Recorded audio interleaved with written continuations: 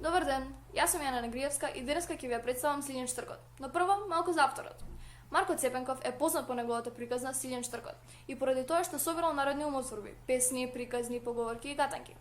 Тој ги собирал така што патувал низ Прилепскиот регион и низ разни градови од нашата земја, за да најде луѓе кои знаат да раскажат приказни од нивните краеви. А исто така и тој бил раскажуваш на приказни. Самиот вели дека почнал да собира народни умотворби заради Димитар Миладинов, кој исто така собирал народни умотворби и бил познат учител во нашиот крај. Цепенков е роден на 7 ноември 1892 година во Прилеп во селото Ореовец. Потекнувал од сиромашно семејство и затоа можел да се образува само 7 години во основно училиште. Потоа се занимавал со занаетот на неговото семејство. Дарбата за раскажување Марко ја наследувал од мајка му и од татко му, но исто така и неговата тетка била одлична раскажувачка на приказни. Цепенков си го посветил животот во собирање на народни умотворби и тие што ги собрал сакал да ги издаде за да останат како литературно богатство за неговиот народ. Марко Цепенков, кога некој му раскажал приказна, тој ја оформувал, додавал нешто или одземал од истата и тоа го правил посебно на другите. Тој приказните што ги менувал, народните умотворби, кажани од народот, им дал и авторски, односно свој глас, и тоа го прави посебен. Другите познати собирачи во негово време, приказните што ги слушнале директно ги запишувале, без да ги менуваат. После многу години шетање низ земјата и собирање на умотворби, тој починал во Софија на 29 декември 1920 година. Што се народни умотворби?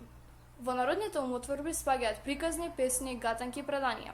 Тие се народни бидејќи се создадени и измислени од народот и со тек на време изгубен е вистинскиот автор на нив. Народно усно раскажување од генерации на генерации и останале запамтени. Едни од најпознатите и од првите собирачи на умотворби се Марко Цепенков, Димитар Миладинов и Кузман Чапкарев. И сега ќе ви ја прераскажам Силјен Штркот.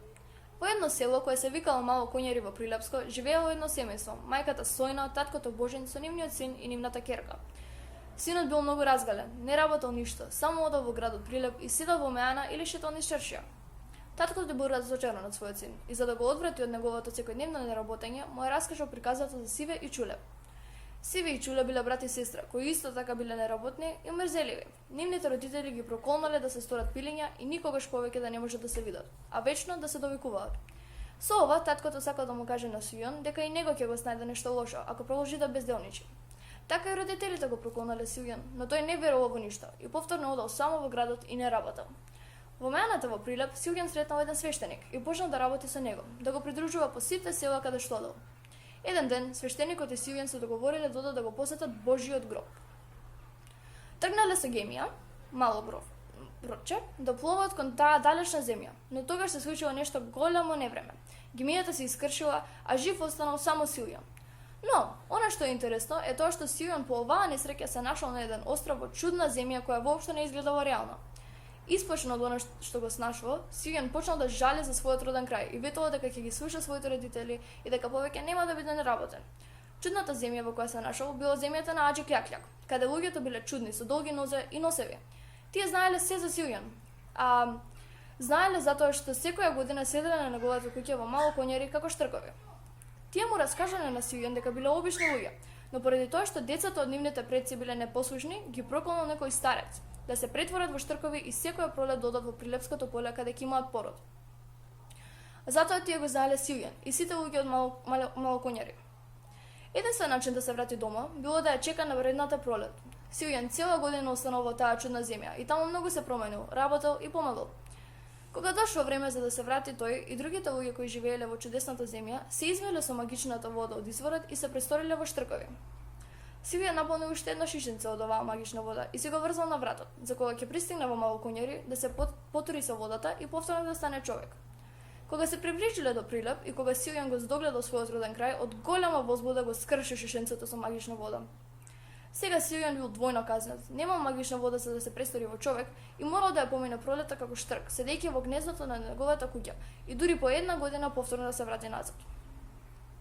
На Сијону било многу тешко да ги нагледа своите кои не го препознавале затоа што тој бил штрк. Неговите не го препознавале, па син му Велко го удрил со стап за да го избрка од дворот. Татко му е скршил ногата, а неговата куќа му искубала опашката и постојано лајало. Еднаш и го зел ланчето што го нижала сестра му, а друг пат клопчето и иглата од жена му што везела црна кошула за вдовица.